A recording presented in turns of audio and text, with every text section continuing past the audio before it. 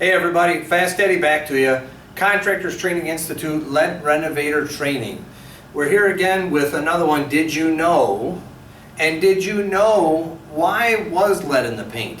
Why did they use lead in the paint? When you have pre-78, there's a good chance there could be lead in the paint.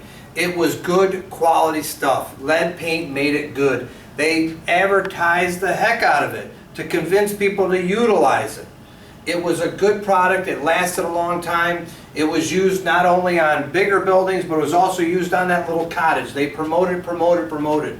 When you talk about how much lead was in it, you guys are testing and the swab's turning pink and red because you have lead, or the XRF gun or paint chips came back at milligrams per centimeter squared or percentage by weight. How much really was that? When you talk about these lead pails of paste, you'd mix it up, and that pail weighed 50 pounds. 50 pounds for a 2-gallon pail.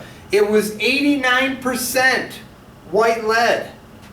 It was 9% linseed oil and 2% spirits. So now it's a paste, it's a goo. You got to thin it down. There's our mixing directions to thin it down to make it a nice consistency. But when you did that, it was the more expensive paint, so it wasn't cheap. It made it last. People had used it on older homes, especially when you had a little extra money to use for painting.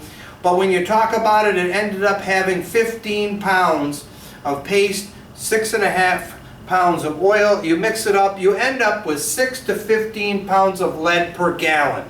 That's a lot of paint. How many gallons of paint were used on this house?